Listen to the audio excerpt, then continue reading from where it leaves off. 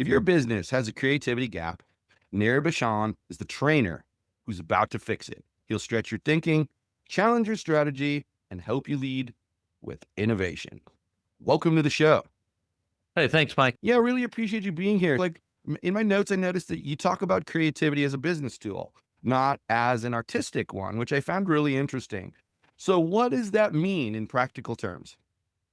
Definitely. For me, creativity and innovation are not about dance or art or drawing or museums or whatever, although that's certainly part of creativity. The overall spectrum of creativity and innovation is really a business tool that we can use to solve problems at work and beyond. And so, my version of creativity and my version of innovation is really a set of problem solving tools that will enable anybody, no matter who you are, no matter what you do, from a network guy, cyber security, all the way to the accountants and the engineers and the miners of the world.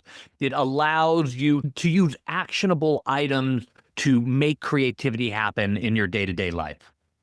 So how do you define creativity in a corporate setting? Really good question. For me, creativity in a corporate environment is all about problem solving. It is all about giving solution. Mike, you and I both know we've been doing this a long time, and hats off to you for being super prepared and all this research that you've done on your guests. Your show's incredible. This is about finding solution, and anybody can say what's wrong. And you know this, you've managed people your whole life.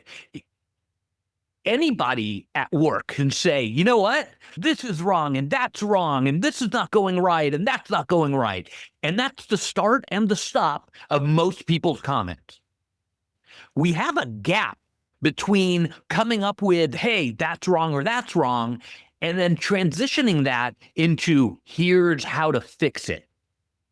And what we need in the corporate environment, which creativity drives, is the ability to recognize not only the problem, which 99% of the population can do. Fantastic. You've recognized the problem. Great.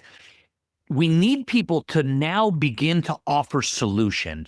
What can we do about that? There is a bad switch in the network, and we've talked to a couple of different vendors, and what do we do to fix that? There's a gap in the accounting. It's just not working right. This audit didn't come in the way we wanted. What can we do about that?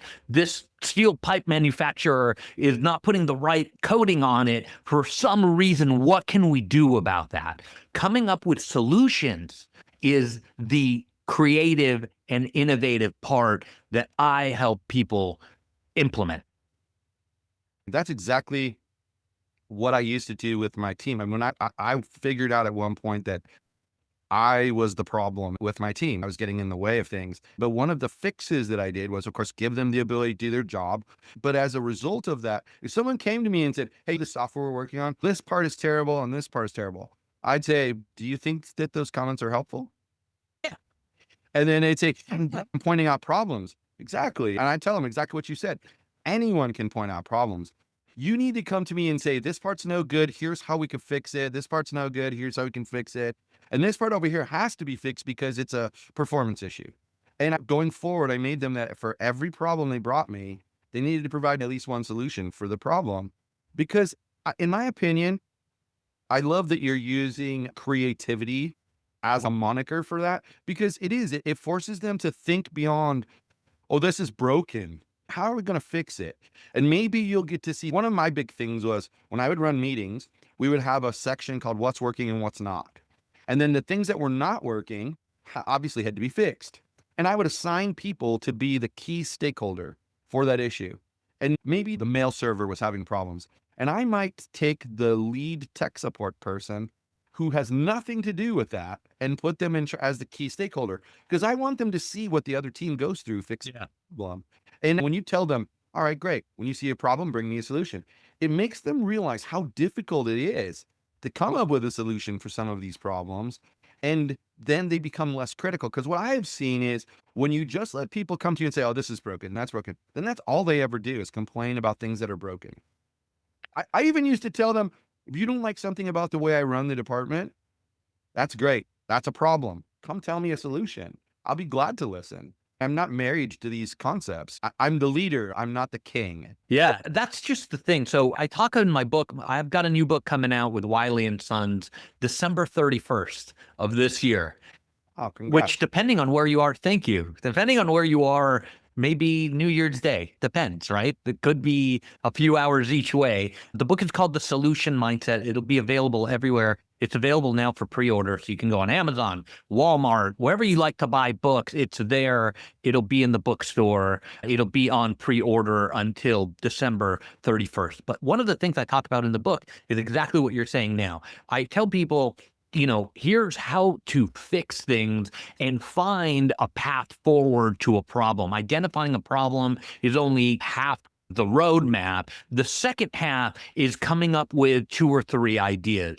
And that, Mike, I think is super fun and super cool because it empowers people to be able to say, you know what? The solution is up to me.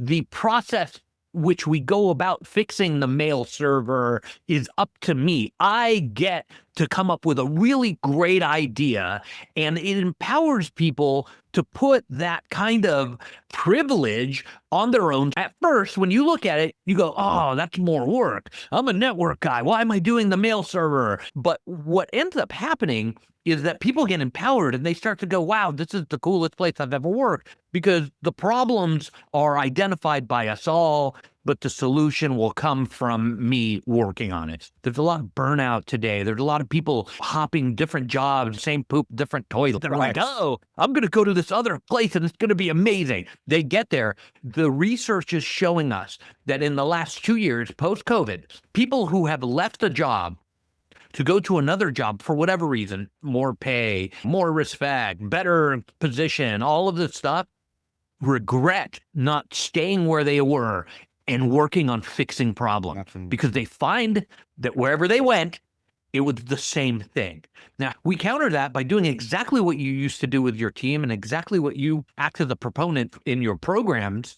We empower individuals to then solve these problems and take the responsibility and the privilege of being able to solve these problems to move forward in an ownership-based environment. And that's what we need more of. We need a bunch of staff and people engaged, owning the problems and having the ability to solve them without us being constantly on top of them, constantly micromanaging. That's how you prevent burnout. That's how you get more creative and innovative solution in your everyday work.